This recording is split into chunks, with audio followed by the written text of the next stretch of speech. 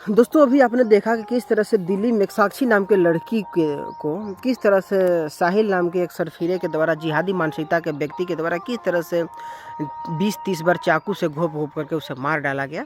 और जब उतने भी उसका जी नहीं माना तो उसे लातों जूतों से मारा गया। तथा इसके बावजूद भी जब उस लड़के का मन नहीं भरा तो वो लड़का पत्थर उठा करके उस लड़की को पूरी तरह से कूच दिया। लेकिन आप सोच सकते हैं कि आखिर ये जो काम हो रहा है, जो घटना घट रही है, आखिर कब तक होती रहेगी, कब तक घटती रहेगी? क्योंकि हम बार-बार देख रहे हैं कि मुसलमान लड़कों के द्वारा हिंदू लड़कियों को किस तरह से प्यार में फँसा करके उसे पूरी तरह से शोषण किया जा रहा है। और जब शोषण करने का जब काम ख़त्म हो जाता है, शोषण करते-करते उन सरफिरे का मन भर जाता है तो उसे मार दिया जाता है। और यदि आप काउंट करें और यदि गौर से देखें ना, तो भारत में प्रत्येक दिन कहीं न कहीं भारत के किसी कोने पर ऐसी घटना घटती है कि मुसलमान लड़के के द्वारा हिंदू लड़की को मार दिया जाता है।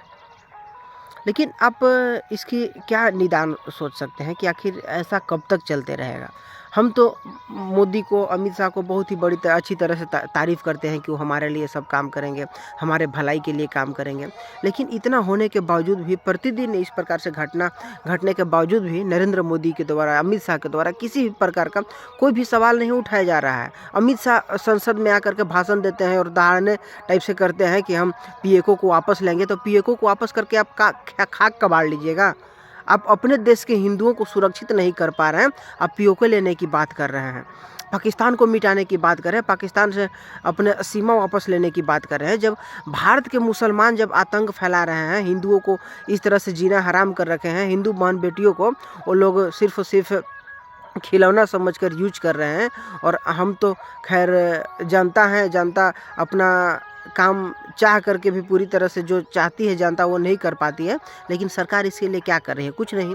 जो जनता आपको इतना प्यार दिया, जो आपको इतना प्रचंड बहुमत के साथ सीट दिलाई, उसके लिए आप कुछ नहीं कर रहे हैं। बात करते हैं कि हम विश्व में अपना नाम फैलाएंगे, पाकिस्तान को उसके औकात दिखाएंगे। तो जब भारत के मुसलमान ही इतने आतंक फैला करके रखे हुए हैं, तो जब आप पीओके लेंगे तो पीओके में भी तो मुसलमान है, तो वो मुसलमान भी तो भारत में आकर के आतंक फैलाएंगे ही।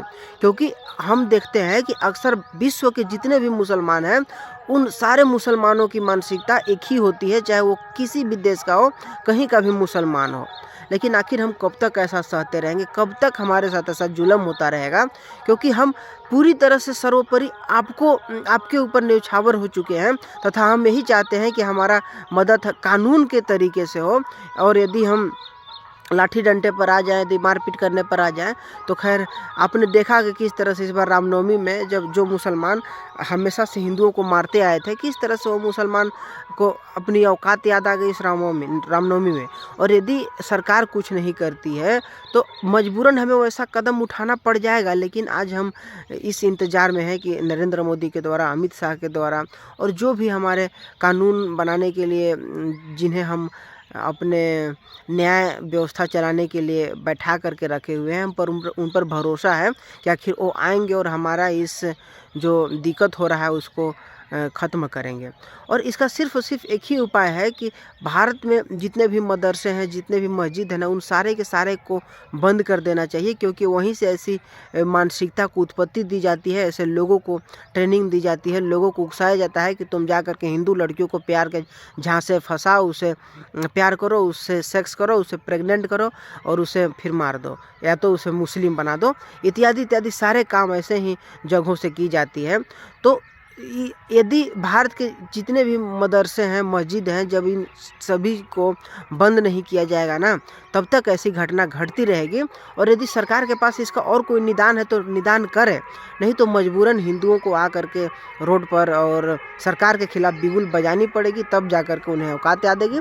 क्योंकि बहुत ही नाइंसाफ़ी हो रही है। इस तरह से घिनौना खेल खेला जा रहा है हिंदू लड़कियों के साथ, जिसे कि चुन चुन करके प्यार के झांसे फंसा करके उसे मारा जा रहा है, उसे मौत की नींद सुला दी जा रही है।